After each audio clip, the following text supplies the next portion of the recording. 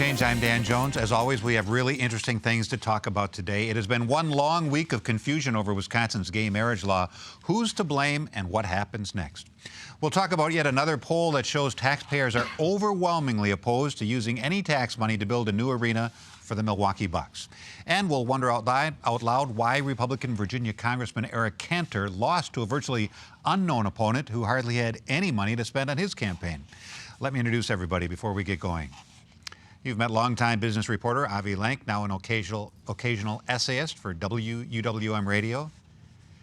Kevin Fischer, who spent many years as a broadcast journalist. And Denise Callaway, communications, public relations professional. And of course, education and employment consultant Gerard Randall. Rick Horowitz is going to be along with commentary at the end of this show.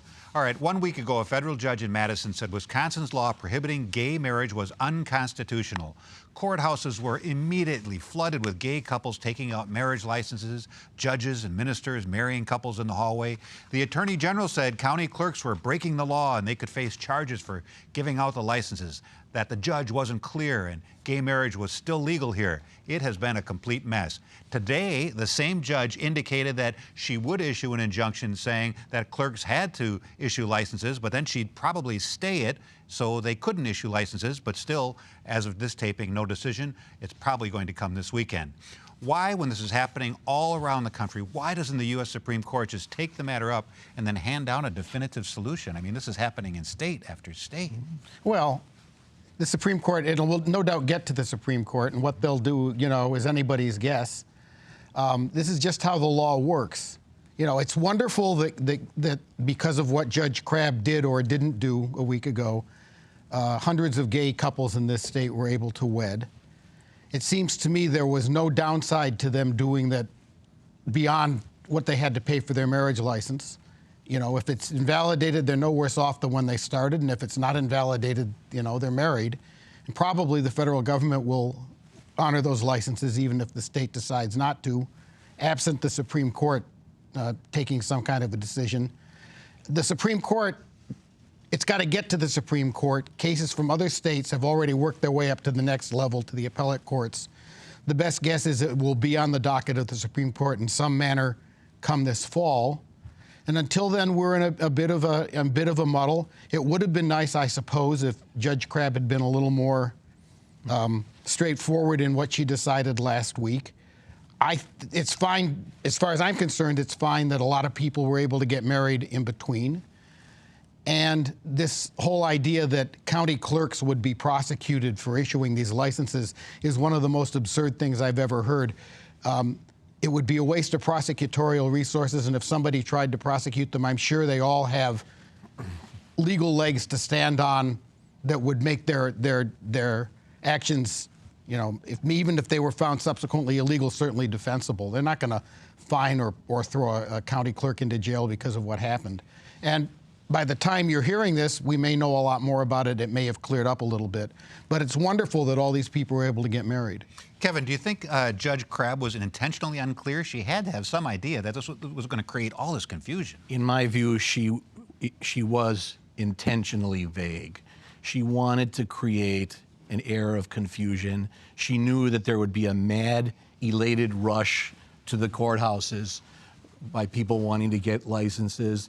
She knew that there would be a media frenzy, and she was not clear. She said she was trying to be clear. Well, she was clear as mud. And while it did create some happiness for hundreds of couples, I think it also created a sense of false hope, because now who knows what could happen to those marriages. They could be struck down. They could, depending on what the U.S. Supreme Court does rule, still be held valid, because, look, if you've got a marriage license that somebody married you, that's probably going to be upheld. And in any event, there's no downside, because you weren't married to begin with. Even if you wanted to, now you can. No, there isn't. There's absolutely a downside, because many of those marriages were entered into without any consideration as to what the long-term effects are going to be. What about property rights? What about the laws in this state that govern disposal of property for those who had been married before and are entering into another marriage? All those things, I think, had been poorly considered by those 500-plus couples that had gotten married. Not at all. That's all settled law. Those are things those couples had to figure out anyway because they should have, but many of them didn't. Well, and this judge intentionally left a lot of obfuscation in the law, in her ruling. It didn't change the law. The law still remains in this state that marriage is between one man and one woman. That did not change. She didn't issue a stay at the time. That led to the confusion. J.B. Van Hollen was absolutely correct in telling those clerks that they had violated the law and they ought to be arrested for what they did. And it's not hyperbole on my part either, because they knew what the law was and he had advised them that they were breaking the law, and they went ahead and did it anyhow. And they still went ahead and issued. Exactly. You know what, Gerard? Which they did not have the authority to do. No, they did not have the authority. And what's concerning to me is that you have a judge acting as super legislator. This amendment to the Constitution was passed by 2 consecutive sessions of the legislature. And then 6 out of 10 voters said, yes, I believe marriage is between one man and one woman. That is the law. And for her to come in and pull the rug out and create this confusion and chaos was improper on her part. And polls have shown that that the state of Wisconsin, citizens, voters in the state of Wisconsin, have dramatically shifted their view. That's true, but those are polls. Those are polls. That's not the law. Let me finish. You're right, but those are polls. But that is also factual. Those polls have also shown that there has been a shift in opinion. We don't simply measure people's opinion and public opinion by what happens in the voting booth. In this country, we also measure them by polls. So let me tell you what's interesting about today and puts this discussion we're having in a bit of perspective. This is the 47th anniversary of Loving v. Virginia. That is a case that went all the way to the Supreme Court, which made it illegal for states to prohibit interracial marriage. That was just 47 years ago.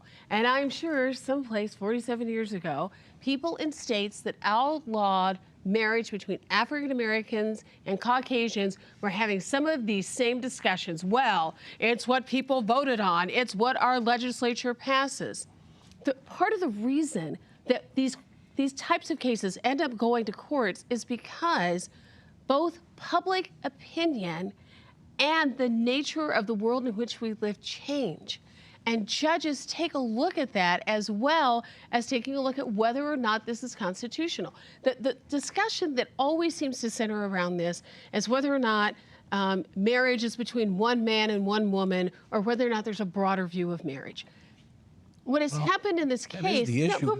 No, it isn't. It is. It absolutely is. Issue of human rights. It is not. What has happened is, and this is where things get messy. Why do I know how things get messy?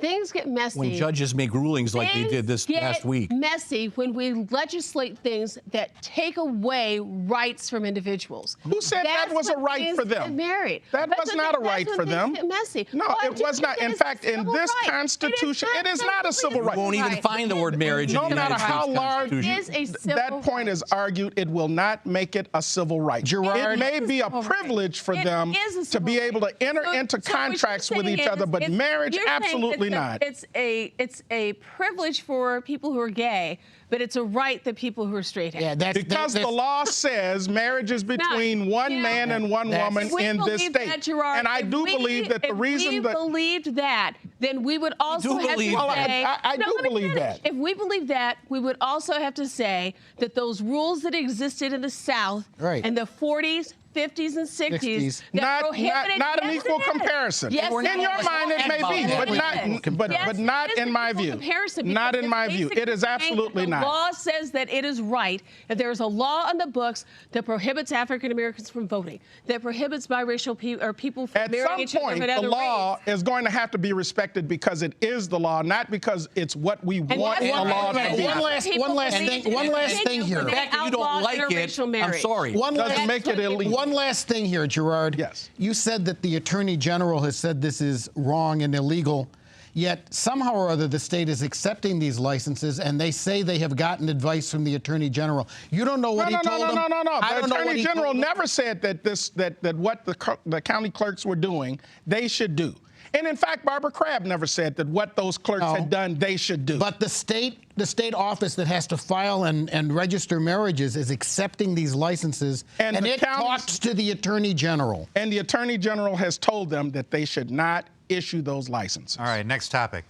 Interesting poll results released this week that show Wisconsin taxpayers are overwhelmingly opposed to using public money to build a new arena for the Milwaukee Bucks. Statewide, they're opposed to it. Here in Milwaukee area, they're opposed to it. The neighboring counties are opposed to it.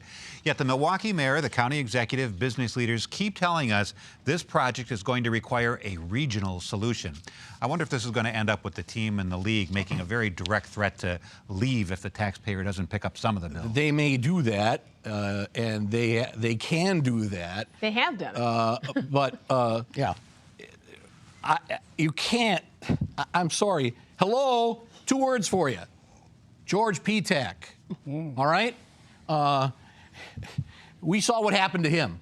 I'm here because of it. And I don't believe that there's any political will with anyone in the state legislature to propose what is being discussed here, a tax in the same region that we have the Miller tax now. When Robert Sterling is trying to negotiate a sale of the Los Angeles Clippers for $2 billion. Now, I understand that the Bucks are not worth $2 billion. No, they're worth $550 million. Well, probably more than that. All right. Well, that's what they sold for. But when the average citizen sees that an NBA franchise is worth this kind of money, now you're going to come to me and put your hands out and say you need to feed me? Baloney. Baloney. And that new arena, a writer for Sports Illustrated, whose name I can't think of right now, but who specializes in stadium coverage and the building of arenas, said with regards to this new Sacramento arena, you're going to spend hundreds of millions of dollars, if not $1 billion. And I just don't see, hello, read the tea leaves, everybody. The people are saying this loud and clear. We don't want to fund a stadium, a new arena. If you want it, you find a way to pay for it. You know, we see this controversy, though, across the country over the years many times, and so often it does end up where the taxpayers are paying part of the bill. Right, but I really do believe that Kevin is right. There is, My goodness. right now, there's just not the appetite for there to be public support of this. And I think, you know, and I know we have sometimes disagreed with this, I'm not convinced that Milwaukee is really a basketball town. I really am not. And I think, you know, coming from Indiana, I know what a basketball town looks like, and Milwaukee does not feel like a basketball town to me. I think the issue that we really have to face is that the NBA has clearly laid out what it will do. If there is no new arena, no agreement, no financing for a new arena by 2017, the league is going to buy the team back and it's going to sell the team someplace else. Yeah. I'm a little pessimistic, but I think that is precisely what's going to happen. And quite frankly, I think those folks who bought it are banking on that to happen because they will be able to move. Look at what's happened when NBA teams have moved. There haven't been a lot of them, but what's happened? Cities court them with new arenas, with other types of incentives to make it very attractive for them to move there. And the problem that we have here is that there is not the appetite in this community for there to be any kind of even if we were talking about the Packers. All right, I don't think the public would want to fund improvements for the Packers. Let me say something here. I agree with everything that's been said. It's rational. It makes sense. It's very sad. When I worked at the Journal-Sentinel, I had a lot I made a lot of commentary in my column about the possibility of a new baseball stadium. And I was behind it, and I don't regret that. I think it was a good thing to have done. I'm sorry what happened to George Petak, but that's not what we were talking about. But he's the reason this is not going to pass. Kevin, he's the reason. Just hold on a minute, but please. I'm reacting to what you're saying. Hold on a minute. a good, vital city provides lots and lots of educational, cultural, and intellectual opportunities for its citizens. And a NBA team is one of them. If it were an NHL team, I'd be beside myself with that we might lose it. I don't really like basketball, but that's not the point. It would be very nice if they could stay here. On the other hand, I agree that public money shouldn't go into this, and it's hard for me to say that, having been so gung-ho about Miller Park. And here is how, at least for myself, I can distinguish the two cases. Forget that I like baseball and I don't like basketball. We still need both, all right? The reason is that when the public put money, however kicking and screaming, into Miller Park, we had a state government that did things. We had a governor who believed in, Kevin, shush. We had a governor who believed in trains. We had a governor who took on the knot of public school funding and found a solution that seemed to make everybody feel better. For people, yeah, but wait a minute. But for people to say now that government shouldn't do anything except build a stadium, and for people who are very interested in legitimate public needs for recreation in the city and other places, to apparently think the only way they can get their money is to ride piggyback on building a stadium is just incredibly sad, and not something that it's a horrible way to run a state. It's a horrible way to run a government. It's not something that I feel good about. And if they turn out to be the Seattle Bucks, so be it. Do you think it's a possibility that people could change their mind? Any situation, let's say all of a sudden they brought in, they get this superstar top draft pick. All of a sudden they bring in Doc Rivers as the coach. Would all of a sudden people say, we want that? Bucks might move again? some opinion. However, we can build a stadium without another tax. The way that we can do it, and I've mentioned this plan before, the governor's the linchpin in negotiating this. Yeah, good luck. He's heard this plan from me, and I'm certain that he's considering it carefully. The Potawatomi or the tribe that wants to get the Kenosha casino going, either of them could build the stadium through a contribution over 25 years of another payment that they make to the community, which the Potawatomi are already making to the tune of $6 million a year. That payment, with another $4 million over 25 years, contributes another $250 million to the pot of $200 million, which they already have. So you got right there the $250 million, the $200 million, that's $450 million for a $700 million stadium. The rest of the money can come in off of corporate sponsorships, the boxes, and the boxes, exactly. Premium seating in the loge sections. They will have the money without an additional tax. Tear down the arena. I'm sorry, Frank. Tear down the auditorium. Expand the hotel by not the hotel, but expand the convention center by the 40 to 70% that's necessary to be competitive. Give the Bradley Center, which is already a state-owned building, to UWM so that they don't have to build a space down on campus. And the Bradley Center can be supported off of the money that's already been committed to a new arena to operate on the campus by the students. It's a way that you can satisfy all those parties without having to raise one additional nickel in taxes to do any of it. All right. Before we go on to the next topic, as predicted, the judge did issue the injunction which stopped the gay marriage ban in Wisconsin, but then immediately said there would be a stay. Everything is on hold, so the weddings have to stop until the courts figure out exactly what's going to happen with this issue. All right, next topic. Washington was stunned this week when well-financed and well-known Republican Congressman and House Majority Leader Eric Cantor was trounced by a relatively unknown, super unfunded, much more conservative candidate. Nobody saw this coming. Cantor was seen by some as a bridge between Congress and the White House to come up with some sort of compromise plan to deal with the legal immigration problem, which some say now will never happen. How in the world did Cantor lose? Yeah, I read that his own internal polls had him up 30-some percentage points the day before. I assume he had Mitt Romney's pollsters. But, let's get serious. His district changed a little bit. He had other fish to fry. I mean, I don't know. I don't live in Virginia. didn't get to vote on this. It is interesting to me, and I say this carefully, This was the only Jewish Republican member of the House of Representatives, and his district became much more conservative when he was first elected, and he lost to a candidate who has a rather Christian education and a rather Christian outlook. I don't know how much that had to do with it or didn't have to do with it. Little if any. Well, I hope that's the case, but it at least ought to be mentioned. Was it a big win for the Tea Party people? No. Oh, no. Oh, you Yeah, I was out in D.C. on Tuesday when all of this unfolded. And the Washington Post even had predicted in their noon reports that Cantor was going to win by a big margin.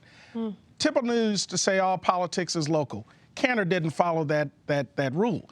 In his district, which was changing, he decided he'd put money into the campaign. Well, the money paid for ads, but it didn't have a ground game. No ground game whatsoever. He lost by a margin that easily could have been made up, about 7,000 votes, if he'd actually been in the district, listening to the people in his district, campaigning in his district, paying attention to their interests, their desires. This would not have happened. And what he allowed was a well-organized grassroots campaign to beat him. And the National Tea Party had nothing to do with it. That's absolutely They all correct. jumped on the bandwagon and now after the now fact. they're taking credit, which they shouldn't Exactly. do. There are a lot of reasons he lost, all right? I'll quickly go through what I believe they are. Immigration, all right?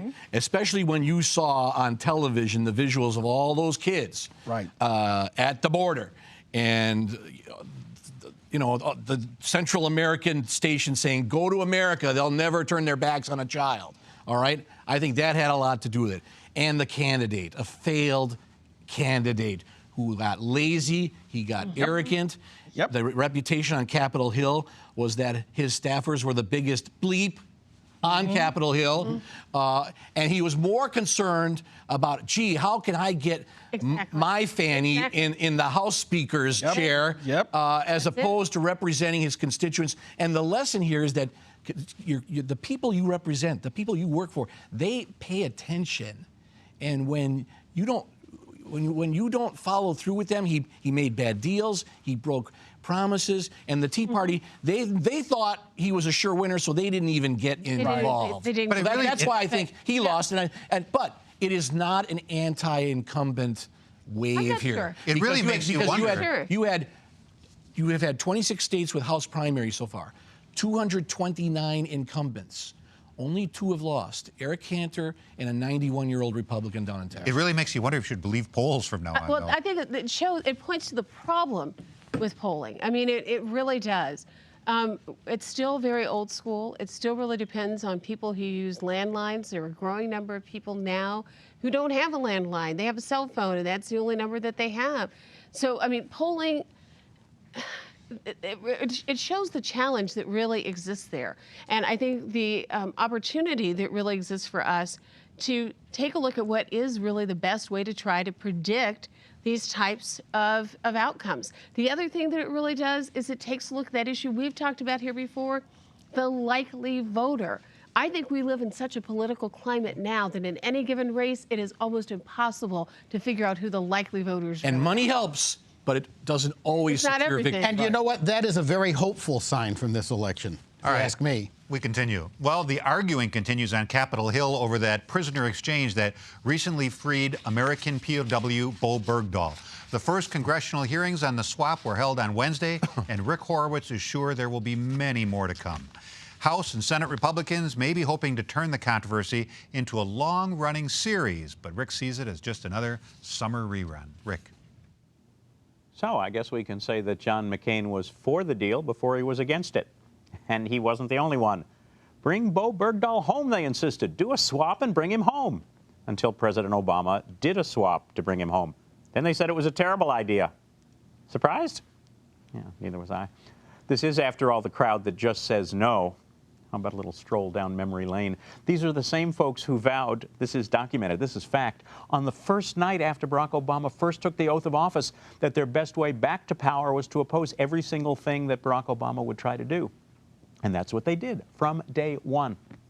These are the same folks who claimed that extending health care coverage to millions of their fellow Americans was now an awful idea, even though the approach was a free market, private enterprise approach, even though the details were Republican details from conservative think tanks. Look, they even tried to say that the president deserved none of the credit for finally getting rid of Osama bin Laden. None of the credit. Anyone would have approved the raid, they said. Actually, no. He didn't come up with the intelligence about where bin Laden was hiding. Right, and so? And even he didn't fire the shots, because, of course, presidents always fire the shots themselves. I mean, who can forget George W. Bush fighting his way into Baghdad, toppling the statue, single-handedly pulling Saddam Hussein out of his hidey hole? Unforgettable or never happened? Anyway, they were determined to make Barack Obama a one-term president. And when that didn't work out so well, they were just as determined to make it seem like his 2 terms never happened, or at least to keep anything good from happening during those 2 terms, even if they used to support some of those very same things. And if they couldn't manage even that, well, just keep insisting that whatever good things did happen were just a coincidence. Obama had absolutely nothing to do with it. It's almost funny, such dedication, such obsession. Almost funny. I mean, you could call the intellectual dishonesty stunning, but by now, it's hardly stunning at all. It's just more of the same. Well, thanks, Rick, and thank you so very much for watching. Have a wonderful Father's Day and enjoy the rest of your weekend.